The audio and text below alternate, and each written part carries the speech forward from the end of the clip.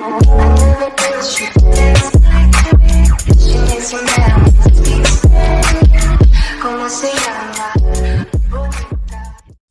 दोस्तों, आप सबका स्वागत है मेरे YouTube चैनल पे। मेरा नाम है संदीप और मैं उड़ीसा का रहने वाला हूँ। तो चलिए वीडियो शुरू करते हैं। तो आज का हमारा टॉपिक है why birds do not gate shock sitting on transmission और इलेक्ट्रिक लाइन्स। मतलब पक्षियों को शॉक क्यों नहीं लगता जब वो इलेक्ट्रिक और ट्रांसमिशन लाइन पे बैठे हुए होते हैं। दूसरा सवाल ये है कि what happens in case of human, मतलब इंसान के केस में क्या होता है। तीसरा सवाल है what is more dangerous for birds, high voltage और लो वोल्टेज। मतलब हाई वोल्टेज और लो वोल्टेज के बीच में ज़्यादा डेंजरस कौन सा होता है। तो चलिए दोस्तों, पहले ये जानते हैं कि शॉक क्यों लगता है। दोस्तों, शॉक करंट की वजह से लगता है और करंट फ्लो होने के लिए वोल्टेज चाहिए, वो एसी हो या फिर डीसी।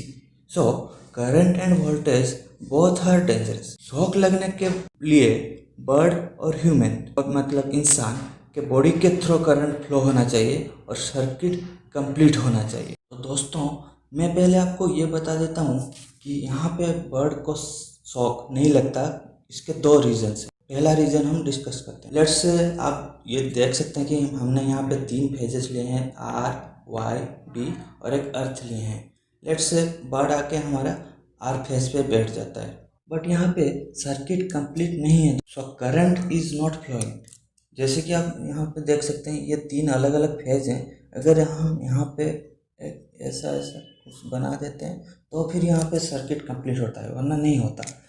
तो यहाँ पे करंट फ्लो नहीं हो रहा है। बट इफ बर्ड किसी भी 2 phases, let's say R Y और आर बी, या फिर वहाँ एक फेज और आर के बीच में इसका बोर्ड कोई भी बॉडी पार्ट एक टाइम पे टच कर जाता है तो उसको शॉक लगेगा। तो दोस्तों, यहाँ से हमें ये पता चलता है कि अगर एक सर्किट कंप्लीट ना हो, मतलब अगर यहाँ पे ये चीज़ नहीं हो, मतलब एक रिटर्न पाथ नहीं मिल रहा हो, तो शॉक नहीं लगेगा। अब चलिए रीजन 2 की तरफ। चिड़िया जब वायर पे बैठा होता है तब चिड़िया के 2 पैरों के बीच का रेजिस्टेंस नियरली इक्वल्स टू 0 होता है, जबकि उसके बॉडी का रेजिस्टेंस किलो ओम और मेगा ओम में होता है।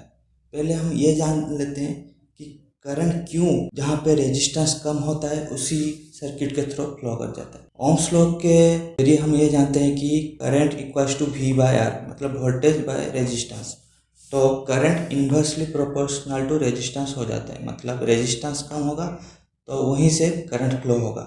और हम ये भी पता है कि R equals to rho L by A, जहाँ की रो है resistivity, L equals to length and A equals to area. So resistance directly proportional to length. इस चीज़ को दोस्तों हम इस सर्किट के हिसाब से समझते हैं। जैसे ये वाला रेजिस्टेंस जो है वो वायर का रेजिस्टेंस है, जो कि नियरली इक्वल्स टू 0 है, क्योंकि इसका लेंथ बहुत कम है, जो कि चिड़िया के पैरों के बीच का लेंथ है।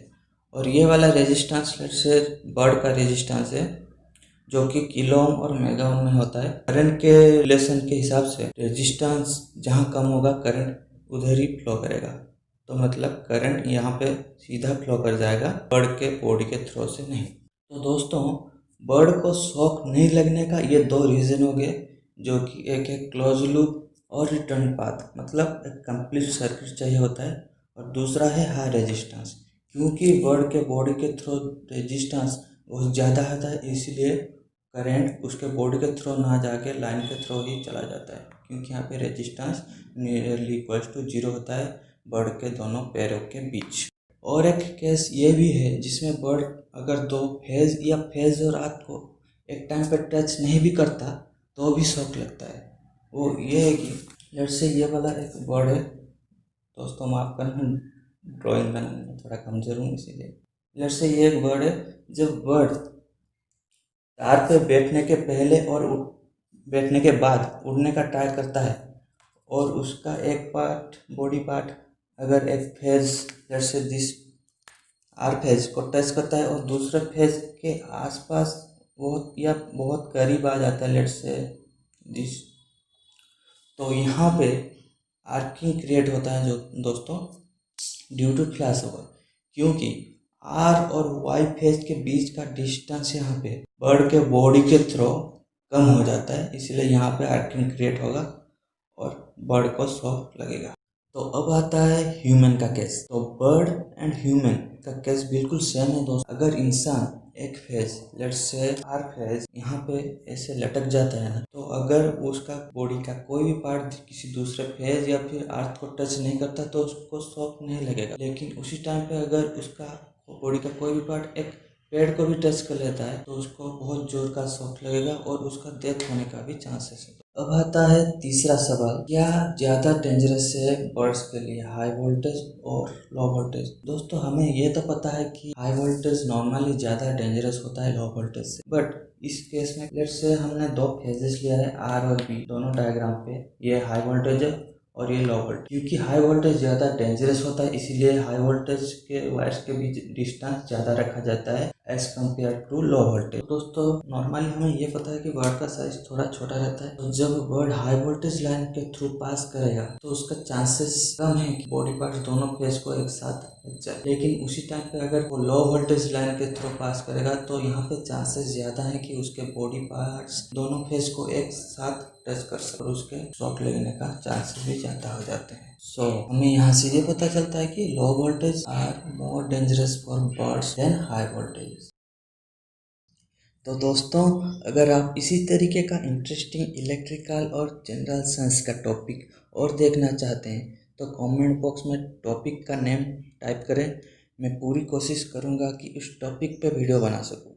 और प्लीज़ वीडियो को लाइक शेयर एंड चैनल को सब्सक्राइब करना ना भूलें ताकि वीडियो का नोटिफिकेशन आपको टाइम पे मिल जाए। सो फ्रेंड्स थैंक यू इस वीडियो को देखने के लिए और इस कोरोना महामारी के टाइम अपना और अपने फैमिली मेम्बर्स का ख्याल रखें।